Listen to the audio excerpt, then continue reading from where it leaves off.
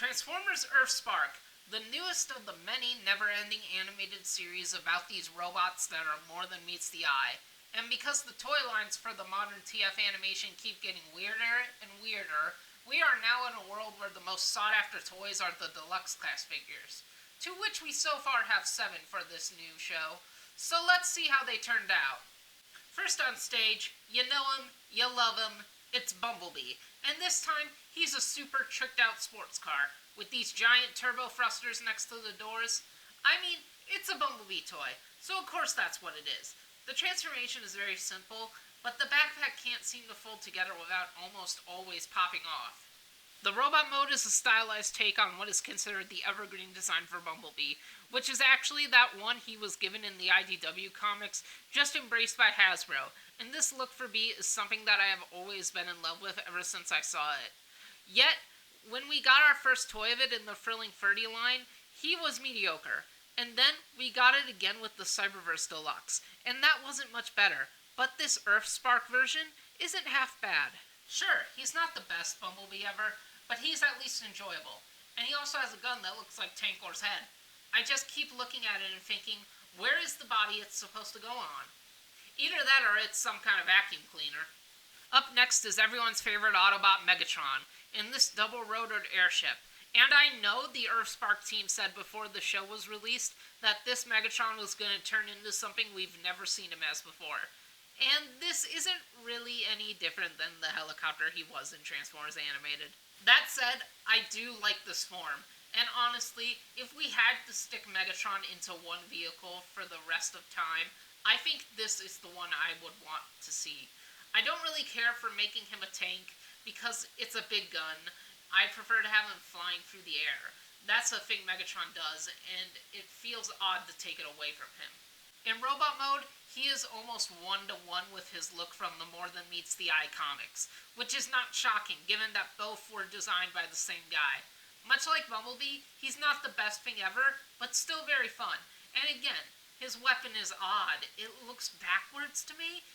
Even still, he's a nice little Megatron to carry around. Moving on to the Orange Lass, and we have the first of the 2 original characters here with Twitch. She turns into a camera drone. And this is something we've never really seen in Transformers before. The most notable feature for me is this big yellow see-through fin on the back of it. It just draws the eye every time. Her robot mode is looking nice. It really captures youthfulness, and her eyes have some of the best light piping in so long. It helps that they didn't paint over them like they do for so many other figures. She also has her own cannon shaped like a giant brick, which is simple and fun. I do wish her fins could come off and become swords like they do in the show, but it's possible the toy designers didn't know about that. Really makes you wish we could go back to the days where the toys were made first and the show came after. Now that we've looked at Twitch, let's move on to the person her mother hates the most, Optimus Prime. Guess what? He's a truck. Who would have thought? Honestly, it's kind of an ugly truck. I'd say Optimus is easily the weakest vehicle in this series. Same goes for the robot, too. He's not bad, but he's just another Optimus, and giving him ghost logos and fitting the blades on his axe don't do enough to make him special. I do like that he can store his gun on his back, and even if he's not the best thing ever, I'd say he's at least better than the Cyberverse version. Alright, the lone Decepticon, Shockwave. And he's just a repaint of the Cyberverse version. But I do like these colors more. He's a 4-legged walking tank, and this isn't what he turns into in Earthspark. I mean, if you look at him in the show, I can't see how he's even able to become this. Transformers engineering has gone a long way, but it can't do everything.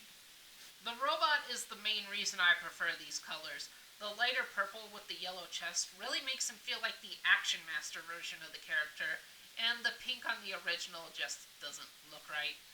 He also has an extra rifle, and I really don't understand why. He already has a giant cannon for an arm. Let's just move on to Grimlock.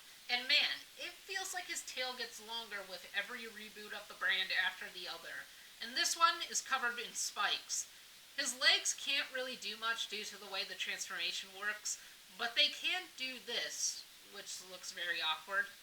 Speaking of weird visuals, the way the robot legs fold around everything to make this version of the dino is pretty neat in how it just consumes the majority of the body. His robot mode is another Nick Roach design. So much like Megatron, it feels like he jumped out of the comics. But I do wonder if he was designed with knowledge that he was going to be voiced by Keith David. Because when I look at this guy, all I can see is Goliath trying on a set of boots. He's got his double-barreled gun, and I know most people are more in love with the sword. That's of course missing here. But this has always been his coolest weapon to me. This time, he has it all customized with this gold and red look, like he used a spray in a video game. I'm pretty sure he only fought with his hands in the show, but I'd rather he come with something than nothing. And Grimlock is not alone when it comes to the Beast representation here, because we also have the other new character, Nightshade, looking wonderful in their green owl form with just a little bit of glitter in it. The wings are on ball joints to let them be folded back and allow them to be perched, which is a nice addition. They're a little ball of green metal feathers and a really nice inclusion to the avian side of the Transformers world. That said, I do gotta admit, the robot mode is not the best. Their face looks horrified, and the claws just jut out of the arms and collide with the wings. And the wings are another thing. In the show, they just don't exist when in robot form. So the toy has them just flared out here, which I really like the look of and would have liked them to have this in the show. The wings are also used to store the big combat knives. These don't really seem like something they would use, but you know, why not? Let's just have our little bi robot go full Rambo and slay all their enemies. Even with my complaints, Hootie over here is my favorite of these first 7 deluxes, and I think if you are going to get one, get them. Also, we have a Build-A-Figure of Mandroid, and this guy is something. First of all, this is a look he never had in the show, which means he's either based on concept art, or this proves my theory that the last batch of episodes were rewritten at some point. You can choose between giving him human arms or robot ones, and I don't really know why anyone would use the human ones, but you do you. His pants are painted on, which makes me feel like we'll see many of these at toy shows in 5 years, with a lot of scratches down there. He's able to hold weapons, so we actually have use for that extra gun of shockwaves. His backpack feels like it's upside down. These claws can't really move around the arms, and are pretty useless. This is a set of figures that are pretty basic, and I feel you should really only go after these if you really love the Earthspark series. They aren't bad at all, but not the must-get toys of the year or anything.